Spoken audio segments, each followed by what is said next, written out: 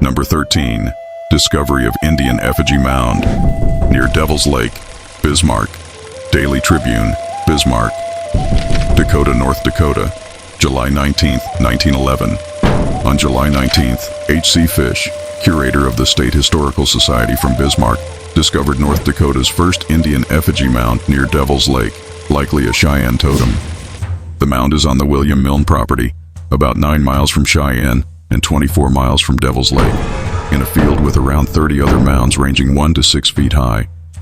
The effigy mound itself measures 163 feet long and 148 feet wide, and is believed to be a tribal burial site. Mr. Fish, who had been researching in the Devils Lake area, plans further detailed studies after visiting Graham's Island. There, efforts will focus on locating Indian caves on the old Chippewa Reserve, where earth lodges once stood. Fort Totten Indians have reported seeing circular earth rings, but caves remain unexplored. The ongoing work promises new insights into the tribes of the region and is seen as a remarkable contribution to the Historical Society's understanding of these ancient mysteries. Number 14. Mounds of South Dakota. The Salt Lake Herald, Salt Lake City, Utah, July 18, 1897. An expedition in the Missouri River Valley of South Dakota identified 2 major prehistoric mound fields and a well-preserved earth fortification within a 5-mile by 3/4-mile area. The larger mound group near the mouth of the Grand River covers 500,000 square feet with 84 mounds, located 175 feet above the Missouri River. The team opened one of the largest mounds and recovered numerous prehistoric artifacts. A second mound field, 4 miles away in Walworth County, contained over 50 mounds despite farming damage. Here, excavators found prehistoric arrows, pottery, and stone tools. Trenches nearby held human skeletons, with several skulls exhibiting distinctive structural characteristics that differ from known Native American skulls of the Columbian Age, suggesting a unique or little-known prehistoric population. About 1.25 miles from these sites, a well-preserved earth fortification displayed clear outer and inner defensive walls, ditches, and visible entrances. This fortification yielded many stone tools and additional prehistoric evidence, indicating an advanced defensive construction deserving of close archaeological study. These findings reveal significant and enigmatic evidence of prehistoric settlement in South Dakota's Missouri River Valley, highlighting the region's rich ancient history and the need for further research. Number 15. Scientists studying North Dakota ruins. The Bismarck Tribune, Bismarck, North Dakota, June 13, 1929. Dr. Jonathan Carver, an accomplished archaeologist from Boston and world traveler recently returned from Peru, has arrived in Minot, North Dakota, to explore ancient Indian ruins believed to be a prehistoric village north of Minot. Hosted previously by Major A.B. Welch, a local expert in Indian history, Carver is soon to be joined by a geologist from Mexico to assist in the examination. Carver's extensive career includes visits to the site of King Tut's tomb and research into the mysterious vanished Inca civilization. His trip to North Dakota is described as a brief interlude before heading to Easter Island, another location rich in historical mystery. Officially affiliated with the Pearson Museum in London, Carver's presence promises new insights into the ancient inhabited sites of North Dakota. Number 16. Ancient fortification discovered the Indian leader, Lawrence, Kansas, May 29, 1925. A fortification believed to predate the Lewis and Clark expedition has been found in Oliver County, North Dakota. The discovery was made accidentally by Major A.B. Welch, an Indian student and historian, L.F. Crawford, curator of the North Dakota Historical Society, and F.W. Wildschut, an archaeologist. They were on a trip to the site of the ancient Mandan villages at Fort Clark. This fortification, which may be the remains of a town built by prehistoric people, covers about 6 acres. Number 17. Harrisburg, South Dakota. Baraboo, Weekly News, Baraboo, Wisconsin, October 27, 1921. Mrs. N.G. Abbott, formerly of Okie and now in Harrisburg, South Dakota, shared a Sioux Falls newspaper report about a Smithsonian investigation of Indian mounds near Brandon, led by W.H. Meyer of Washington, D.C. They uncovered a burial vault containing 25 to 30 skeletons, whose age remains unknown. The bones are believed to belong to the Huron tribe, known for leaving scattered bones on scaffolds to decompose, then burials in mounds every 10 years. The burial vault was an extraordinary construction, built on the earth with a lime-like substance made from burnt bones, revealed through chemical analysis at Sioux Falls College. The vault had a solid floor, about 12 by 14 and a half feet, surrounded by a raised wall. Bodies were placed inside, covered with bark, then sealed with a layer of bone material, and finally covered with dirt to form a mound over 10 feet tall. The vault was lined with tribes' prized furs, and the funeral lasted 3 days, with relatives traveling up to 350 miles for the ceremony. Number 18. Canadian Mounds Wood County Reporter, Grand Rapids, Wisconsin, October 15, 1914. Though not strictly inside North Dakota, this story is included because it was mentioned in a Dakota newspaper and is near the border, revealing fascinating prehistoric revelations. Recently, in the border region between North Dakota and Manitoba, Professor J. Nicholson of the Royal Society of Canada uncovered ancient bones from mounds in Manitoba near the Source River. One mound yielded 15 skeletons believed to date back to prehistoric times, possibly belonging to the Huron tribe, whose members traditionally left bodies on scaffolds to decompose before burying the bones in mounds every 10 years. The construction of the burial vault was extraordinary, built on the Earth's surface with a lime-like substance made from burnt bones, as confirmed by chemical analysis. Inside, a solid floor was constructed, with bodies placed amid traces of bark that covered them before the vault was sealed with a layer of bone material. The entire structure was then buried under a mound over 10 feet high, lined with the tribe's treasured furs. The funeral rituals lasted 3 days, involving long travels of up to 350 miles by relatives. This discovery hints at a mysterious, advanced prehistoric culture that practiced elaborate burial rites, leaving behind secrets still waiting to be understood. Number 19. Mound builders once inhabited Dakota. The Bismarck Tribune, Bismarck, North Dakota, September 15, 1922. Vermilion, South Dakota, September 15. W. H. Over, Assistant Curator of the University of South Dakota Museum, announced that the ancient mound builders had larger settlements in South Dakota than previously believed. After 2 months of fieldwork in the state's northeastern lake region, his survey revealed nearly 50 mounds across Roberts and Day counties. Some earthworks measured about 100 feet across and several feet high, though years of farming had altered their original form. A major mound builder village was identified near the northern end of Big Stone Lake, with additional sites nearby. Excavations on 5 mounds along the lake's western shore and 2 near Benemy-Swin Lake in Day County uncovered 28 buried skeletons. The bodies had been placed in ground pits and then covered by mounds, protecting them from earlier relic hunters who disturbed other sites. Stone tools, shell beads, pipes, and distinctive pottery were recovered, confirming the culture's signature craftsmanship. Over also collected plant samples showing the local flora to be unusual compared to other regions of the state. Among other finds was part of an oak log canoe, believed to be Dakota Sioux and roughly 70 years old. Number 20. Mounds of South Dakota. The Phillipsburg Mail, Phillipsburg, Montana, February 4, 1898. An expedition surveying the prehistoric mounds along South Dakota's Missouri River Valley has reported remarkable findings.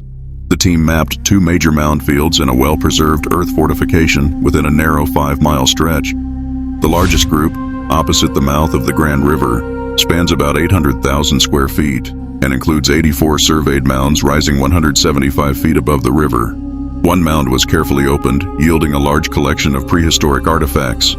The second field, 4 miles away in Walworth County, still holds over 50 mounds despite damage from decades of farming. Excavations there uncovered numerous arrowheads, pottery fragments, stone tools, and human remains. Several recovered skulls were noted as unusually hard, heavy, and thick, distinct from all modern people who live today. About a mile beyond, the team located a well-defined earth fortification with clear embankments, ditches, and multiple entrances. Stone implements and other relics found there suggest the fort once served a defensive purpose and merits deeper archaeological study. Number 21. 36 stone circle sites, 31 cairns, 1 eagle. Across the Cheyenne River region of North Dakota, more than 100 stone circle and cairn sites reveal a vast prehistoric landscape shaped by the ancient Northern Plains peoples. Over 30 have been formally tested or excavated, uncovering their ties to nomadic lifestyles and bison ecology. Stone circles, carefully arranged stones forming rings, are primarily found in counties like Eddy, Benson, Nelson, and Ramsey. These rings likely mark campsites, structures, or ceremonial spaces, often featuring hearths or post holes. Notable sites include 32SSH110, 32SH117, and 32WE89, spanning cultural periods from Middle Plains woodland through Late Plains village and basement cultures. Cairns, stone piles or small mounds, are just as common but less frequently excavated. They served varied purposes, such as marking significant events or burials, indicating travel routes, supporting camp structures, or covering caches. Ethnographic accounts describe cairns placed over buffalo chip fires to dry meat, demonstrating their practical use. Their prehistoric origin is confirmed by lichen growth, carbonate deposits beneath buried stones, and their embedded soil context, distinguishing them from historic settler rock piles. Recent archaeological research in the Cheyenne River area combines traditional excavation with remote sensing techniques, shedding light on the cultural complexity of northeastern plains village peoples. These stone circles and cairns stand as enduring symbols of a rich and dynamic prehistoric culture with practical, ceremonial, and symbolic roles across the landscape. Interestingly, the common explanation that stone circles are simply rocks placed to hold down teepee covers doesn't always hold. Articles from Montana reported excavations at many so-called teepee rings showed no evidence of hearths or typical signs of long-term human habitation, suggesting these circles may have served other significant functions beyond tent anchoring. Number 22. Jennings Medicine Wheel Site, East Central South Dakota. The Jennings Medicine Wheel Site in East Central South Dakota, located in Han County near the Missouri-Coteau's southern edge, sits on a broad slope overlooking the headwaters of Crow Creek.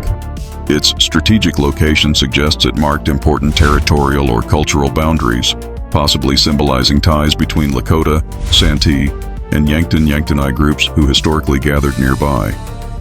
The monument is a subgroup 6 medicine wheel, featuring a central low stone cairn about 2.5 meters across within a 6-meter stone circle connected by 4 evenly spaced stone lines.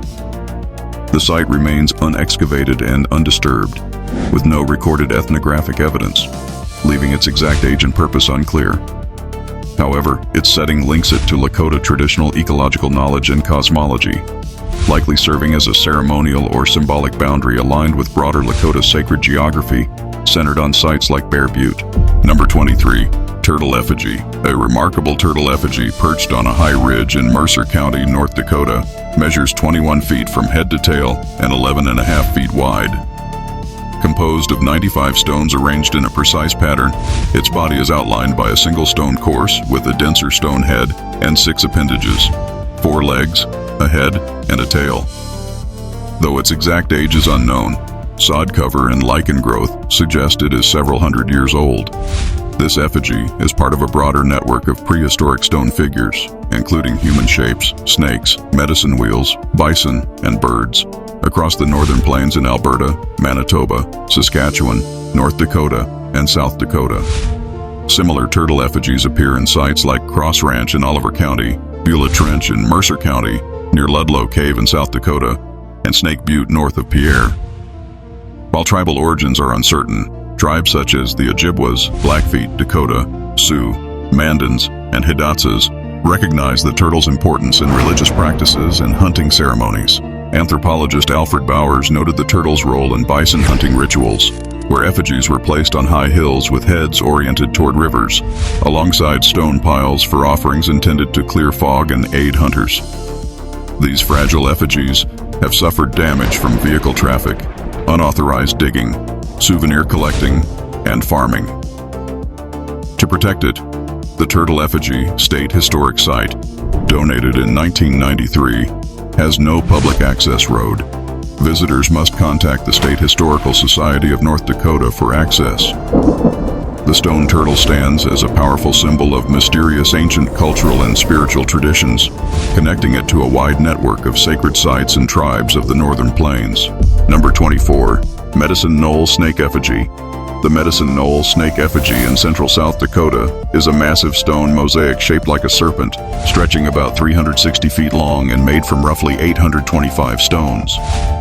First recorded in 1889 by Theodore Lewis, It is believed to be over 400 years old, supported by nearby artifacts dated Anno Domini 1550 to 1675. According to Dakota oral history, the effigy commemorates a great war speech by a chief after a successful hunt and may mark a sacred vision quest site associated with the Yankton, Dakota. The site has suffered erosion and disturbance over time, including the loss of an original red rock tongue. The snake's design may symbolize clan connections linked to tribes like the Mandan, Hidatsa, Arikara, or the Shoshone, historically known as Snake Indians. Some traditions say it commemorated tribal conflicts, while others suggest it had ceremonial and community uses. The effigy remains a profound and mysterious cultural symbol of the Northern Plains, reflecting the spiritual heritage and ancient knowledge of the region's peoples. Number 25. Snake Butte Turtle Effigy. The Snake Butte Turtle Effigy near Pierre, South Dakota, is part of a vast collection of ancient stone petroforms featuring giant snakes, turtles, and other mythical and animal shapes with mysterious meanings.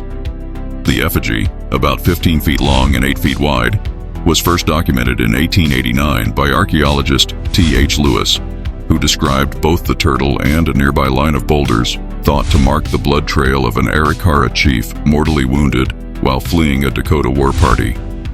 According to Dakota oral tradition shared by missionary Thomas Riggs, an Arikara scout raided a Dakota camp but was shot, crippled, and died after fleeing in agony. The victorious Dakotas honored his bravery by placing stones to mark each drop of blood and piled stones at the start and end of his flight.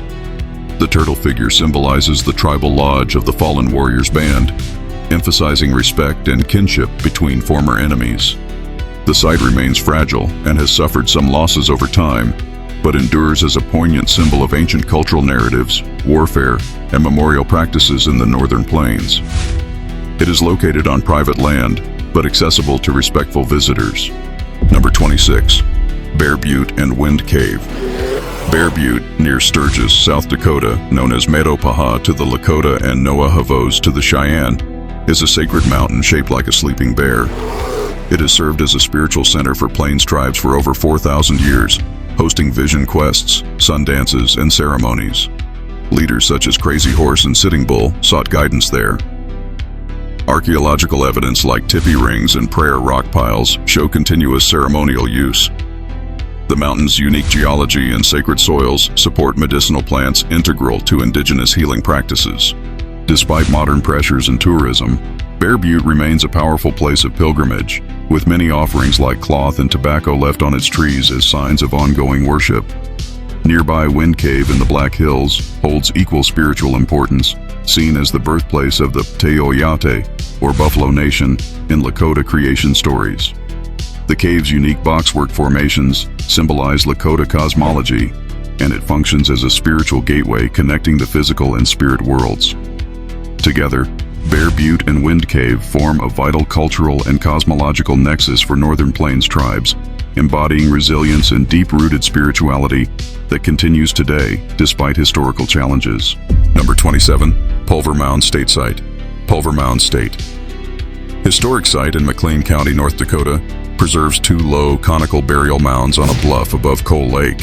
Dating from the Woodland period, 100 BC to Anno Domini 600, these mounds served as complex cemeteries used for multiple generations over hundreds or even 1,000 years. Each mound is about 45 feet in diameter and 3 to 5 feet tall. Woodland peoples buried their dead in subterranean chambers beneath the mounds, often with goods like pottery, jewelry, and tools, reflecting rich cultural and trade networks. Considered sacred by many American Indian tribes, Pulver Mounds is protected by law as an unmarked burial site. The Falkirk Mining Company donated the site to the state to ensure its preservation. Access is currently limited due to nearby mining operations, and there are no interpretive materials on site. The mounds honor early woodland peoples who settled the Northern Plains nearly 2 millennia ago, offering a window into their spiritual and cultural lives amid the vast prairie. Number 28. Spirit Mound. Spirit Mound in South Dakota is a natural hill steeped in sacred significance for the Lakota and other tribes, known as the home of the Kanotinokchi, or Little Tree Dwellers. Small spiritual beings both mischievous and protective. Indigenous peoples believed these powerful spirits fiercely guarded the land, striking down anyone who approached, giving the mound a reputation of spiritual danger and reverence. In August 1804, Meriwether Lewis, William Clark, and their party made a rare 9-mile detour from the Missouri River to see Spirit Mound, prompted by Indigenous guides' warnings.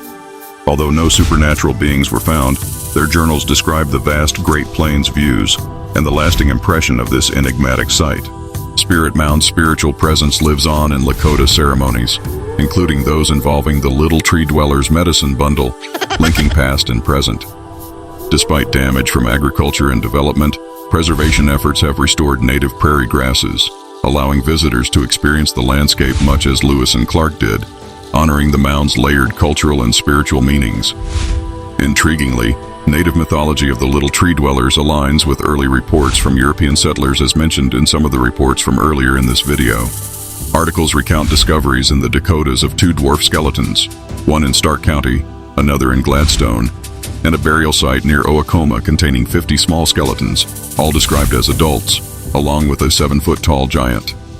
This convergence of myth and archaeological discovery adds another layer to the mysteries surrounding Spirit Mound and the ancient peoples of the Dakotas. Number 29, Double Ditch. Double Ditch Indian Village, state historic site, about 7.5 miles north of Bismarck, North Dakota, was home to the Mandan Indians from roughly Anno Domini 1490 to 1785. This large earth lodge village was one of several near the Heart River's mouth, housing a population possibly over 10,000 at its peak.